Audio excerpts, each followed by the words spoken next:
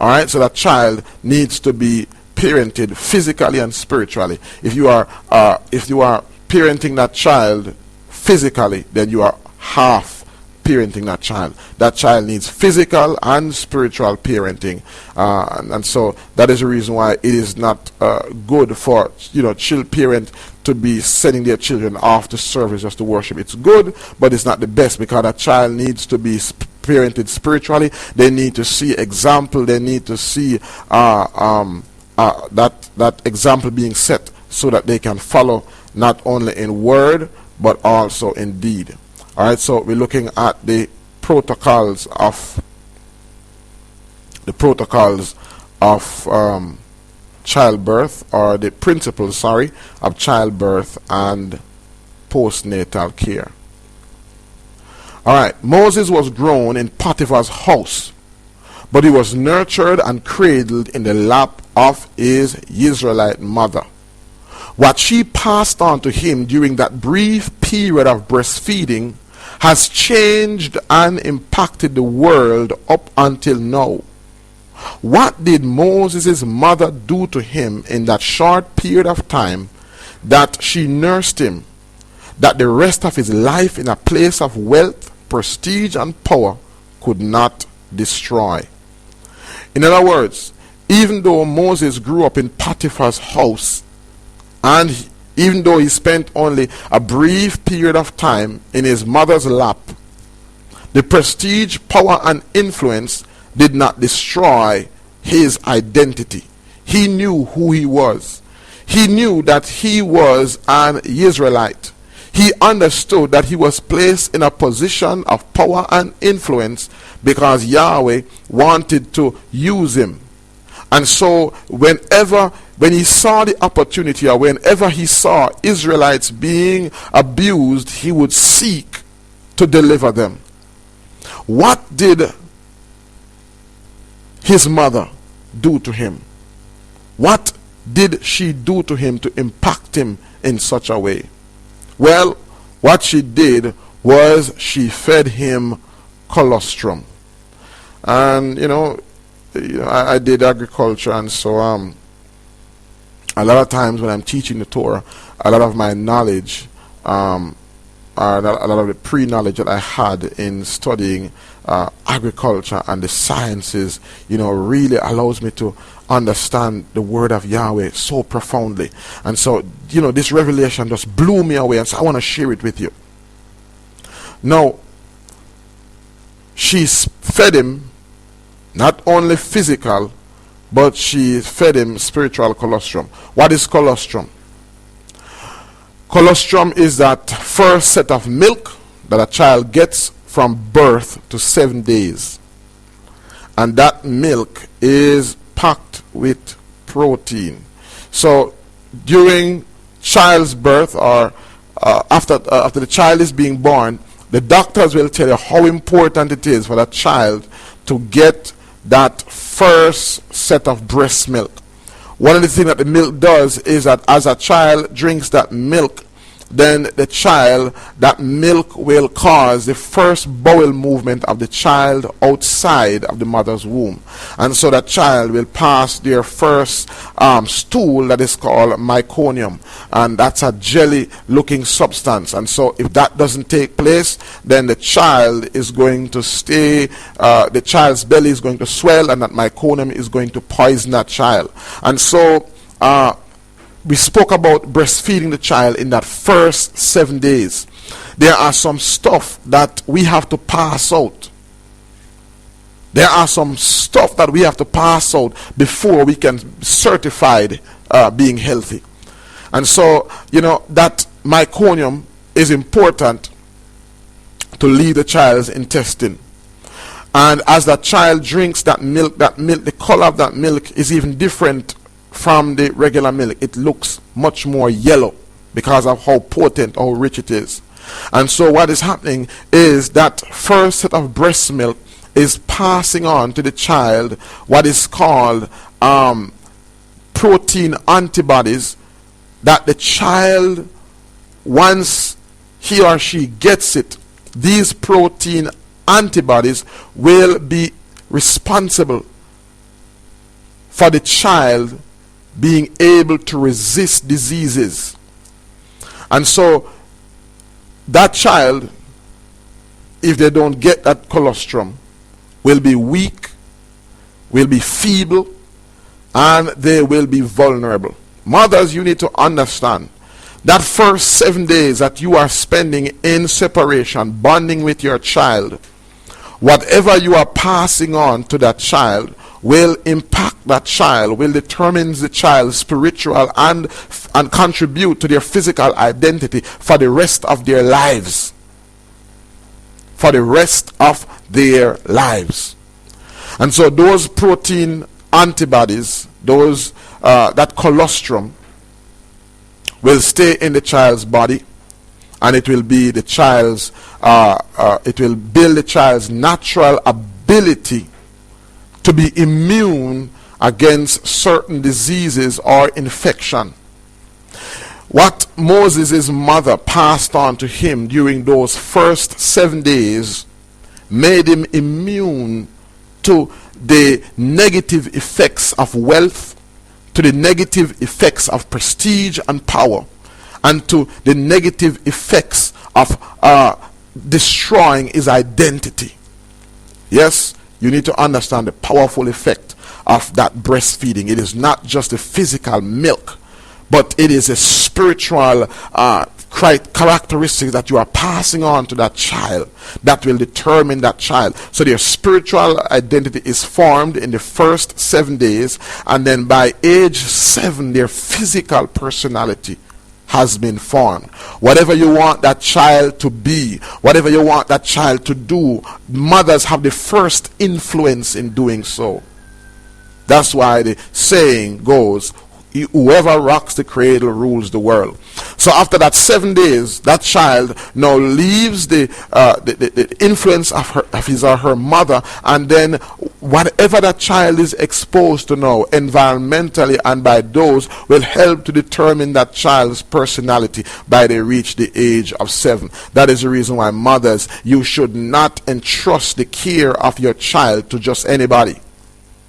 If you really love your child, you shouldn't just entrust the care of your child to anybody.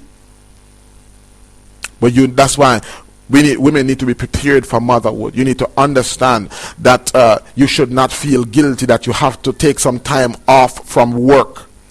You should not feel guilty, or you should not be offended because it will take you out of school, or it will take you out of your career for a while. If you put your career before motherhood, then you don't understand the purpose of motherhood. If you put your education before motherhood, then you don't understand the purpose of motherhood. And that is the reason why you should not try to be a mother while you are going to school.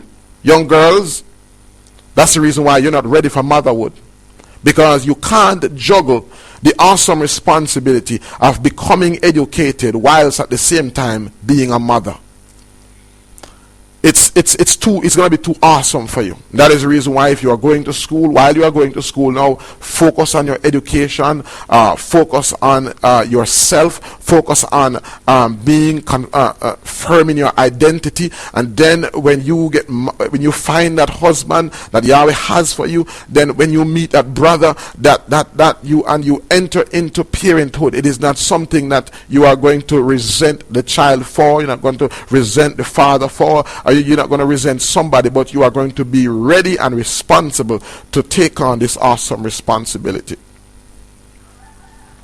And so that breast milk passes on that very important characteristic where the child is able to acquire the ingredients to be immune against infection.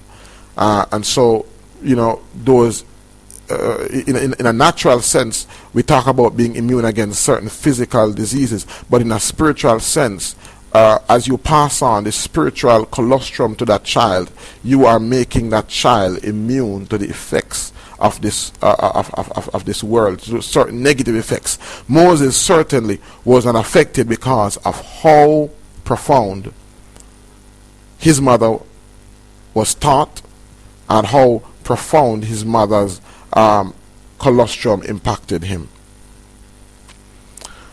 And so there are two types of immunity. You have active immunity. This is immunity that we develop on our own. And we have passive immunity. This is immunity that we acquire through vaccination. So active immunity is that immunity that we acquire on our own because of the colostrum.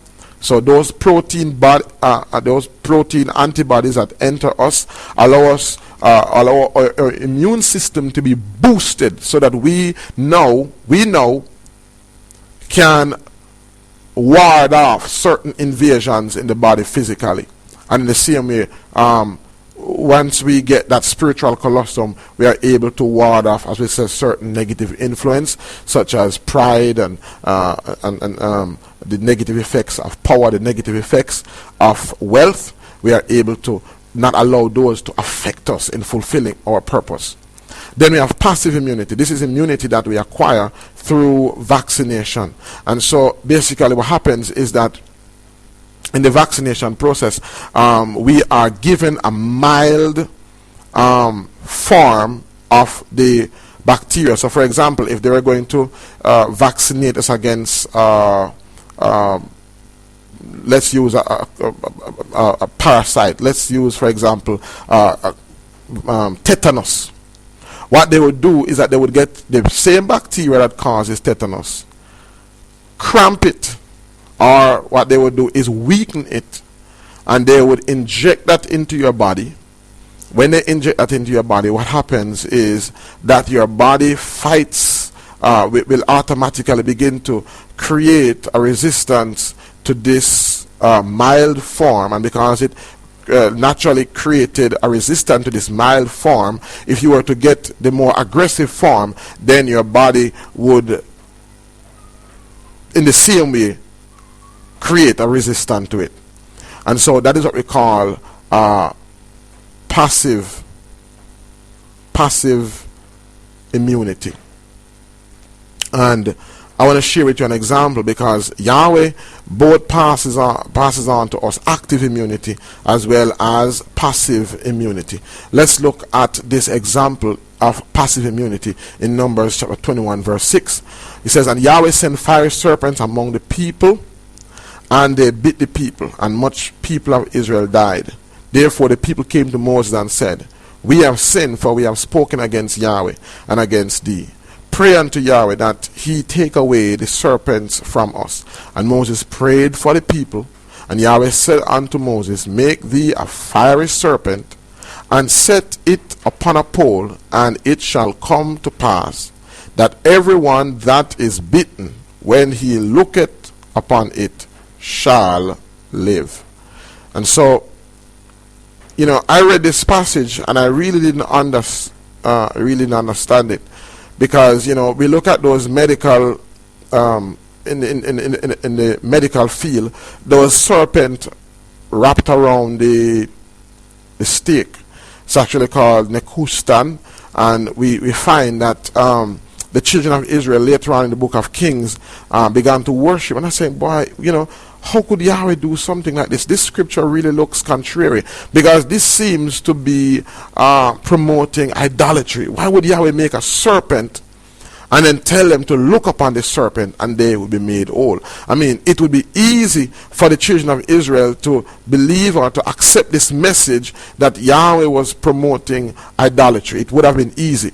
And I sought Yahweh about this particular passage, and then Yahweh gave me the revelation. Yahweh showed me that when you are bitten by a serpent, that serpent has venom, and so that venom is poisonous, and so it is the venom of that snake that kills you. However, it is possible for you to get an antidote from the same venom. So you can make what is called a serum from the venom, and you can inject that serum in you, and it will counteract the effects of the venom. And Yahweh was showing me passive immunity. He was showing me how, when that venom poisons you, how the cure, which is the serum, comes from the same venom. And Yahweh showed me the spiritual essence of this particular passage. And I want to show you how this is seen in the word of Yahweh. Yahshua said, "And as Moses lifted up the serpent in the wilderness, even so must the Son of Man be lifted up. And whosoever believeth in him should not perish, but have eternal life." Now, the snake of death bit Yeshua. The serpent of sin bit Yeshua. However, Yeshua is the first to have been bitten by death and yet overcome death. It means, therefore, that because Yeshua has overcome death, his blood now becomes the serum for death. And so that is the reason why he said, as Moses was lifted up in Moses lifted up the serpent in the wilderness, even so shall the Son of Man live. And so that is the reason why the only antidote, the only serum for death comes from the blood of Yeshua. Because when that venom entered his bloodstream, Yeshua's blood was so powerful that it nullified the effects of that venom. Instead, Yeshua's blood became a serum for those whose sin have bitten, because the word says that the wages of sin is death, but the gift of Yahweh is eternal life. And so, my friend, when you accept Yeshua and when Yeshua's blood enters your bloodstream, Yeshua's blood acts as a serum in your bloodstream, and that is the reason why that blood will destroy any form of sickness. I don't care if it's cancer, I don't care if it's AIDS, I don't care what that disease is, I don't care what form that disease is. You are literally carrying the serum or the solution for your healing inside your bloodstream, as long as you accept Yeshua HaMashiach. There is passive immunity. So once Yeshua's blood enters your bloodstream, Yeshua's blood now gives your blood the ability to be an overcoming blood. That's why the word says that greater is he that is in you that is in the world. That's why Yeshua says that you are more than conquerors, because we carry the blood type. We carry the blood of Yeshua, who is more than a conqueror. Sin has lost its power. And that is the reason why the more we follow Yeshua, is the more we allow Yeshua's blood to take precedence in our lives. And so this blood that is in us, and I want you to understand, I declare in the name of Yeshua HaMashiach, for that person right now who is dealing with arthritis, who is dealing with cancer, who is going through chemotherapy, I declare in the name of Yeshua HaMashiach for the blood, that venom that is active in your bloodstream right now, to take effect. I declare right now that it is going to take over every sickness that is in your body. I declare right now that you are being healed right now, that the power, the healing, the serum was always in your blood waiting on activation. And so right now I declare, as a servant of Yahweh Elohim, that blood that is in you, because if you have accepted Yeshua Mashiach, then his blood is in you. I declare right now for that blood to take on its serum properties rather than its venom properties, and I declare right now that you are healed. I declare that whatever death that has been in you, whether it came from your mother, whether it came from your grandmother, or wherever it came from, whether this cancer is generational, wherever it came from, I declare right now that this person that is believing right now, I declare right now that his blood will change from a venom state to a serum state, and I declare right now that you are being healed in the mighty name of Yeshua HaMashiach. Yahweh says that if you look upon him, Yeshua says that if we look upon him, that whosoever believed in him should not perish but have eternal life. There is life in your blood. Mark 16 verse 18 says, they shall take up serpents, and if they drink any deadly thing, it shall not hurt them. They shall lay hands on the sick, and they shall recover. My friend, you are only able to do that because there is serum in your blood. That serum was passed on through a blood transfusion when you accepted Yeshua HaMashiach. Hallelujah.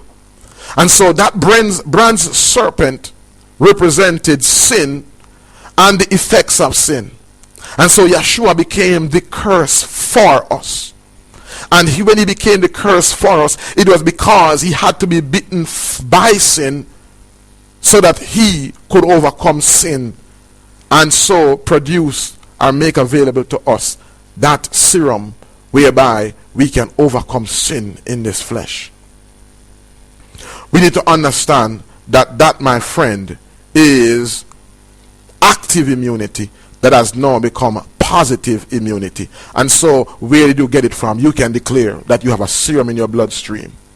I want you to begin to just declare that. I just want you to begin to hold on to that, because yes, the effects of the poison was there, the venom was there, that sin, that kataha, that missing the mark, that thing that you had done or that was done to create a missing of the mark, to create a dis-ease or a disharmony. Right now we declare in the name of Yeshua HaMashiach that right now you are being made whole. I declare that the physical signs begin to manifest themselves, and your blood goes to every little tiny cell in your body, and so I declare every single cell is going to be healed. I declare that even if you're on chemotherapy, because as I'm praying, I just believe that this message is going to primarily hit some people who are suffering from cancer, breast cancer and womb cancer. It's going to hit some persons who have been declared as having some terminal illness, whether it be HIV or AIDS. I declare right now that if you have repented from your sin, that judgment is going to be averted. I declare right now that your blood type will change from that of a venom to that of a serum in Yeshua's name. I want you to look with me at Timothy. It says, Timothy inherited righteous traits. When I call to remembrance the unfeigned faith that is in thee, which dwelt first in thy grandmother Lois and thy mother Eunice, and I am persuaded that is in thee. And so, Eunice and her daughter passed on to Timothy righteous characteristic. Surely Timothy's mother was taught the principles of childbirth, and Shaul testified to the fact that positive traits that he had seen in Timothy's grandmother and in Timothy's mother, he had now seen it in Timothy. As I share, there are some of you that are watching. I don't know that may be involved in gangs, that may be involved with guns. Some of you men that are watching, that the reason why you are alive is solely because of the prayers of your mother or the prayers of your grandmother. The reason why you are standing or listening is because the prayers that were prayed over you are keeping you right now. But I want to encourage you that Yahweh's anger will not chide forever. That there is something in you that was passed on from your grandmother, that was passed on from your mother. There is something that was passed on to you, that even though you are involved in a gang, even though you are involved in illicit practices, there is something within you that causes you to stand at attention when you hear the word of Yahweh. There's something in you that causes you to fear Yahweh, even though you proclaim that you are the baddest, and even though you proclaim that you are the most shrewd person out there. There's something in you that you can't shake, that you can't get rid of, something that is far beyond your personality, something that is in your very DNA. That, my friend, is the residue, is the colostrum that was passed on to you. And so I declare in the name of Yeshua HaMashiach, I don't care if you're 31 or 41, I don't care how old you are. I declare right now, and I claim that spiritual property that is within you. I declare right now that it's surface. I declare right now that your desire, your appetite for wanting to walk in sin right now will begin to dry up. I declare right now that you will begin to be overpowered by that genes, those traits that have been recessive. I declare right now will become dominant. That girl that is hooked on prostitution, and prostitution may not be overt, it can be covert, it may not be plain, it may be hidden. I declare right now that the desire that is in you for that insatiable desire that is in you for multiple sex partners, I declare right now that desire will cut. A lot of you are designed to serve Yahweh. A lot of you can feel the calling of Yahweh on you. A lot of you know that you were not born to live the life or to live the way that you are living. But I don't know, maybe somewhere along the line, maybe when you were tender, that first 7 days, the wrong hand touched you. Maybe what was communicated through that first 7 days by your mother is affecting you and impacting you even up until now. I don't know. Maybe that's the way you are, but I declare right now that even if you didn't know your mother, even if you didn't know your father, I declare right now that you belong to Yeshua HaMashiach, that you are made in his image and likeness, and that Yahweh has come to claim you as his own. I want to share with you some effects of post-natal care, because we spoke about the principles of childbirth and post-natal care, and post-natal care refers to what happens after birth. Because a lot of women are impacted and affected after birth because of some stuff that happened prior to birth. So when a mother is not allowed for her body to come back into harmony for that separation period, what is referred to as having baby blues frequently occurs among new mothers. The symptoms are similar to those associated with depression in general, but normally go away within a week or two. If mood swings persist beyond that, postpartum depression may require treatment.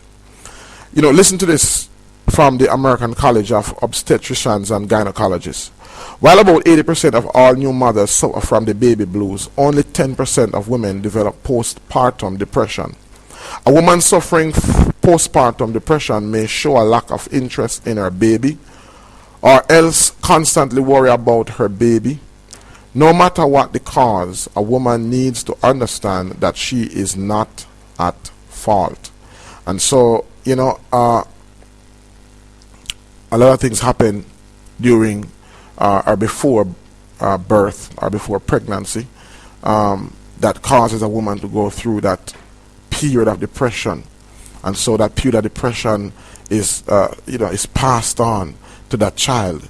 A lot of women are rejected by their partners, by their husband, by their spouse. A lot of your men shame on you, who feel that because your wife is now pregnant, that she's no longer attractive.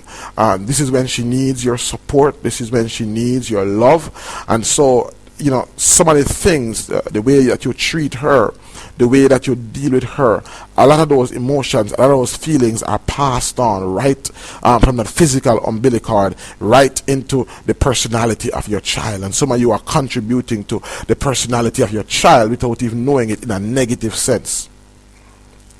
Shame on you men who leave your wives during this very vulnerable state solely because of your selfish desires. And so we want to look at some of the causes of postnatal depression, some of the reasons why women are depressed, and you mothers you need to understand so that you can do what is necessary so that you do not fall in this situation. So some of the causes are emotional factors.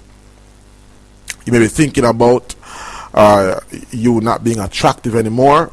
You may be thinking about securities issues. I know some of you may have been molested, may have been raped, and so you are in a state of emotional distraught. And so this emotional distraught can be passed on to your child.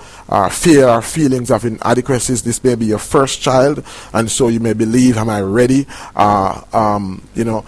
Will I be a good mother? How will I know what to do? And so all of these can cause you to become so depressed.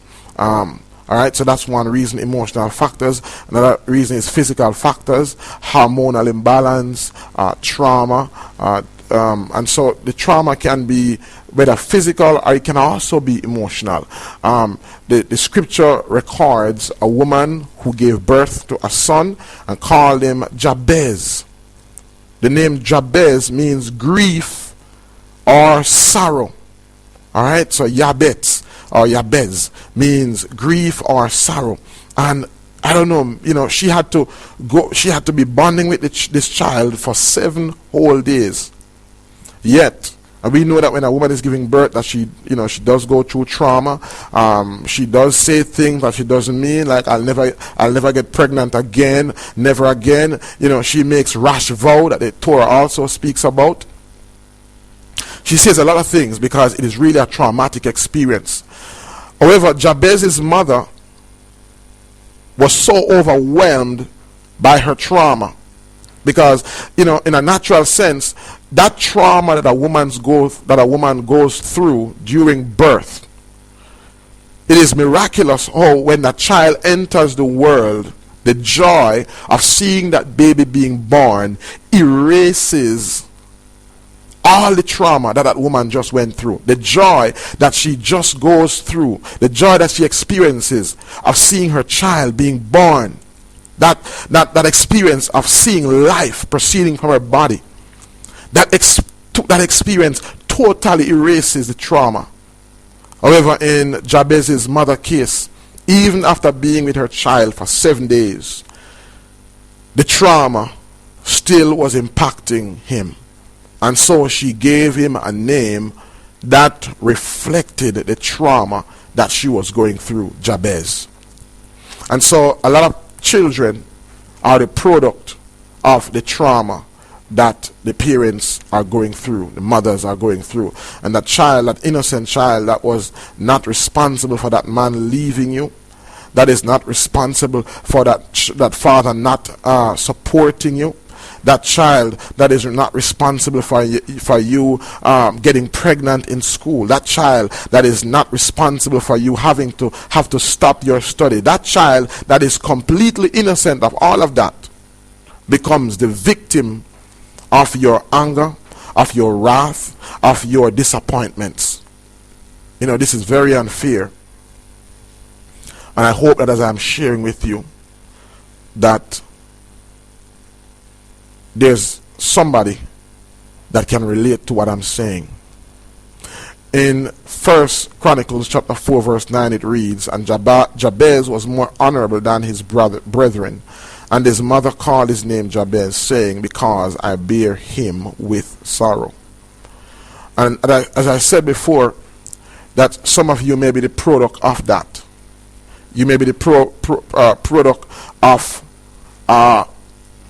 being touched during that first 7 days, of being abused, or you may be the product of negative things being passed on because your mother was not knowledgeable of the principles of childbirth. And so you may be saying that, as I listen to this teaching presentation, I can relate. I can relate that my child is a product of such a situation, that I am a product of such a situation. What are you saying? Is there no hope for me? No. Once you have Yeshua, there is hope. And I want to share with you what Jabez did when he decided that he's going to break this cycle, that he's going to come out of this mold. This is what Jabez did, and it is recorded in the prayer of Jabez. And Jabez called on Elohim of Israel. Jabez knew where his source was. Jabez knew that for him to break this cycle, for him to break this mold, he would have to call on the Elohim of Israel. And so he called on Yahweh, saying, "Oh, that thou wouldest bless me indeed." The word bless means release. In other words, from I was born, all the potential that is in me was never released. I didn't know my mother. I didn't. Surely the scripture does record Jabez knowing his mother. But all the potential that is in me, but it has not yet been released. I never had a father to lay hands on me and to release that which you place within me. But I identify. Even though my name is Jabez, pain and suffering, I refuse, I reject this spirit. I will not accept this in my life. And so he says, "How that thou wilt enlarge my coast, and thine hand may be with me, and that thou wouldest keep me from evil, and that it may not grieve me." And Yahweh granted him that which he requested. In other words, Jabez decided to revolt in his spirit. Jabez said that I will not allow, I'm sick and tired, and I will not allow this name that was pronounced on me to continue to determine my purpose, my future. I'm going to usurp what my mother said about me, and I'm going to go to the source of my blessing. And so I'm going to go to Yahweh himself. The word says that Yahweh heard him and blessed him, because Yahweh is willing to bless. Yahweh is willing. All we have to do. And so I don't care what your mother said about you. I don't care what your mother did while she was breastfeeding. I don't care who touched you during those first 7 days. I declare right now, if you are willing to come out of that mold that you are in, maybe you were touched by an homosexual, and so you are wrestling homosexual tendencies. Maybe you were touched by a prostitute, and so you are wrestling the desires for multiple sex partners. I don't care who touched you during those 7 days. The word of Yahweh says that the woman with the issue of blood was in an impure state. She was in a state of tameh. She had gone to multiple doctors. But then she came in contact with Yeshua.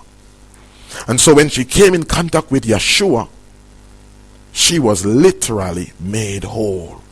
And so there is a way out for you. There is a way for that mold to be broken. There is a way for you to receive deliverance. But you have to be willing to submit to Yahweh. There is a way for you to release that serum in your bloodstream, and to change the power of your blood from a venom to a serum, from a problem to a solution. There is a way, and that way is to look upon Yeshua, to accept him as your personal savior. And my friend, you will experience a change that you will never ever dreamed possible. And so we are looking on the causes of post-natal depression. Another reason is loneliness, a sense of loneliness caused by a problem in marriage. And as we said before, that a lot of men during this time choose to leave their wives. And I know that one of the reasons that you may leave is because it is difficult to stay at home with her. She may be unbearable. But my friend, her body is going through so much changes that she does need our support. And so, I just want to encourage your brothers that this is not a time to leave your wife. This is a time for her to receive as much support from you as is possible. Loss of control. Having a baby requires making major adjustments. Therefore, loss of control over their lives contribute to depression in some women. Women who tend to be perfectionists frequently feel overwhelmed once they realize that that having a baby in the household means that they may not be able to keep their lives as orderly as they used to. What I have to say to that is, women, you need to understand the awesome responsibility of motherhood, and that this responsibility of motherhood takes precedence over everything else, including your career. And so you just have to learn to adjust. You have to learn to gracefully accept change, because change is not necessarily bad, right? So you just have to learn to accept that, the bed will not be all smoothed out as it used to be, that the shoes will not always be where you want them to be, that the toys will not always be packed away neatly. This is a new experience. And so, I remember my wife is like that. She's such a perfectionist, and I give Yahweh thanks for her. And sometimes as men, this perfectionist, this nurturing habit can really drive us crazy. It can really get to us. But hey, this is how Yahweh made them, and this is what causes us to be such a great team, because it is just so natural for many of us men to be so disorganized and so unorganized and so untidy, as they would say. But that is just how Yahweh balances us out. So allow them to be feminine, men. Allow them to be feminine. They cannot be like us, and we shouldn't want them to be like us, because these are some of the things that attracts us to them. So please allow them to be feminine. And women, just please express your feminineness with grace. I'm not here trying to equip you with tools. I'm not here trying to build you up with armor or armory. I'm just saying that it's a part of your feminine nature. So just celebrate your feminine, and don't try to apologize for being feminine. These are the qualities that Yahweh has placed in you that makes you a great mother.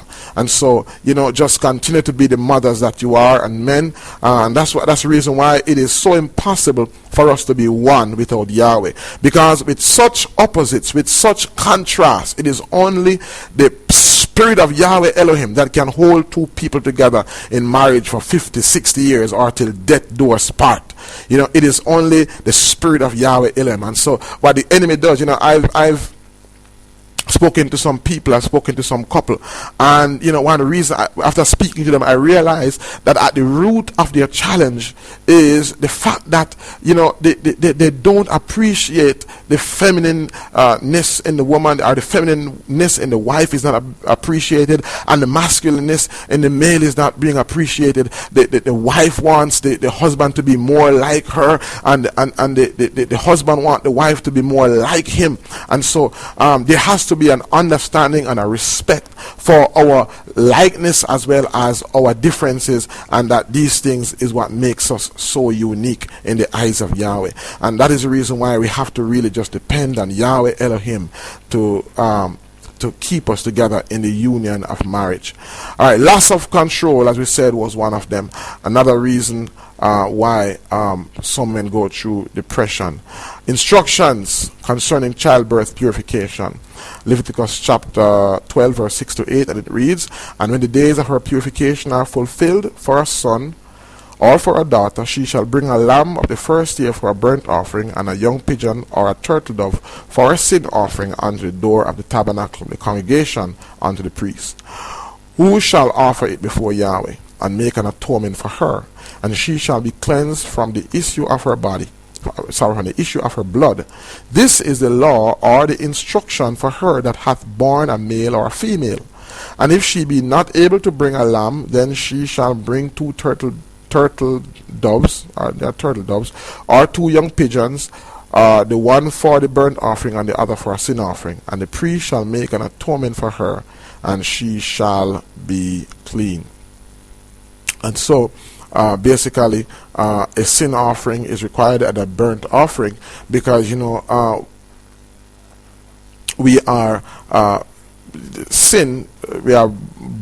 born in sin, and that sin doesn't necessarily mean an action, but kataha, in other words, that whole period of death, because life and death is involved in birth. In other words, a number of sperm cells will race for the egg, however only one will make it. So it means therefore that those that were dead were present in that environment. So life and death was present when a child is being made.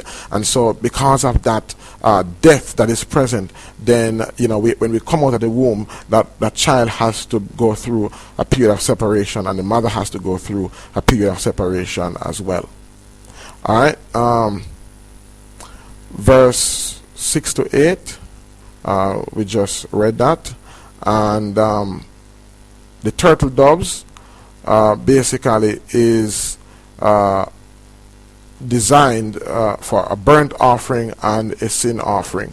And so Miriam also went through this instruction as well when Yeshua was born, and she also was purified.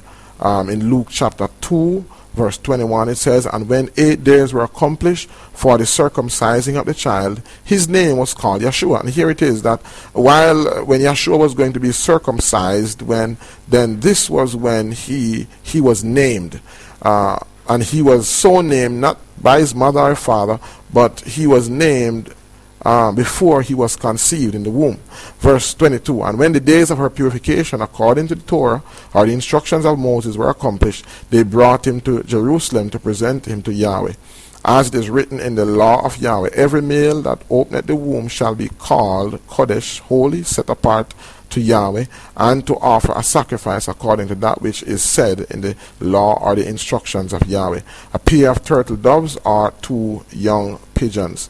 And so the mother of Yeshua, Miriam, fulfilled this Torah instruction. And if Miriam fulfilled it, then I'm telling you that this is how powerful it is, that there are benefits, that it wasn't just an arbitrary instruction, that it wasn't something that was done away with.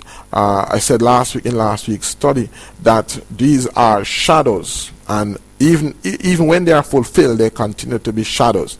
But you know, the shadow is either before the real thing, right below the real thing, or below the real thing, depending on where the light or the information is coming from, or where knowledge of the information is at. And so to get a better understanding of that, if you didn't watch our teaching presentation for last week's Torah portion, then you can go right to our page that is entitled Watch Video, and you can look at our click the link that is called Shemini. So those teaching presentations are lesson 26, which consists of Shemini part 1, Shemini part 2, and Shemini part 3.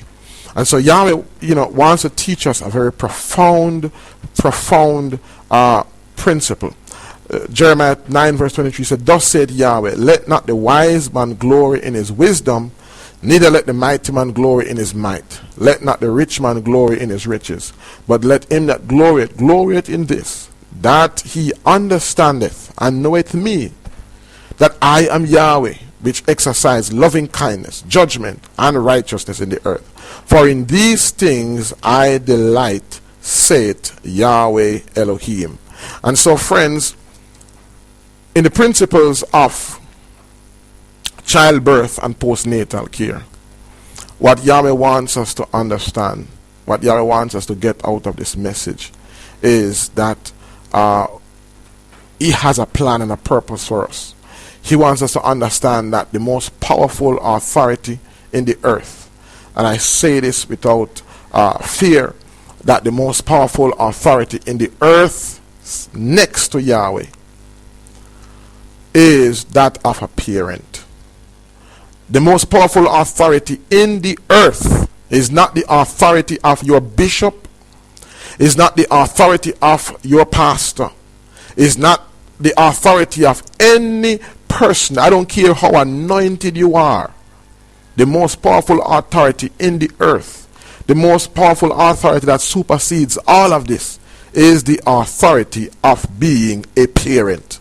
So powerful, so awesome is this authority, that Yahweh says that if you disrespect this authority figure, I, Yahweh Elohim, personally will shorten your life. There is no other person, there is no other position of authority in the earth where Yahweh backs up that much as that of a parent. And so when parents, physical parents, abdicate this responsibility, then it has to fall in the hands of the presbytery, or it falls into the hands of the spiritual leaders that Yahweh has. And so that is the reason why the word says that you should not neglect the gift that is in thee, that was placed in thee by the laying on of hands of the presbytery. So when a father, physical father and mother, abdicates the responsibility of parenthood, then what has to happen is that child, that position is filled. That position is filled by spiritual parents, hence a pastor, hence a bishop, hence an apostle, hence a rabbi. And so that is the reason why that position is filled, and that is the reason why in these teaching presentation, as we teach, and in our teaching, we will do a teaching on parenting, but in our teaching presentation, our responsibility, the responsibility of a leader, is to teach the responsibility of parenthood to parents, is to restore Israel to its proper state. His responsibility is to teach the principles of childbirth and parenting, so that parents can fulfill not only their physical responsibility, but their spiritual responsibility in bringing up children in the fear and admonition of Yahweh Elohim. I want to thank you for tuning in. I want to thank you for watching this teaching presentation series. I pray that you were blessed.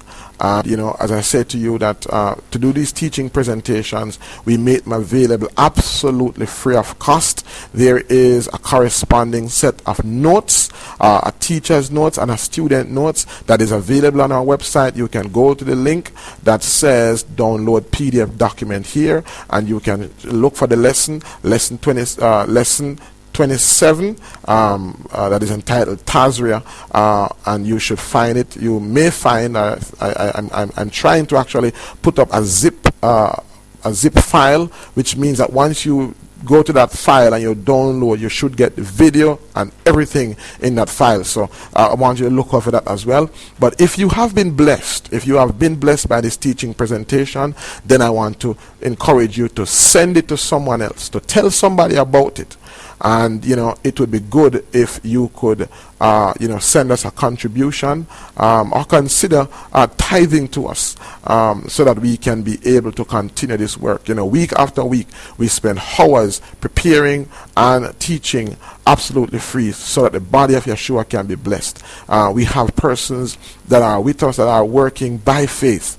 And friends, we have so much responsibility. We have a vision to spread this message of Torah compliance across not only this nation or this region, but the world. And we need your help. Maybe Yahweh is placing it in your heart to send us a special gift at this time. At the bottom of this page that you are watching this video, or if you're not watching it, then you can go to our website and look on the our website, and you'll see our address. You can call us, or you can click the link donate here and send us a gift, so that we can continue this message. Again, I want to thank you. I hope that you were blessed, and until next time, this is Marlon Hurlock saying to you, Shalom.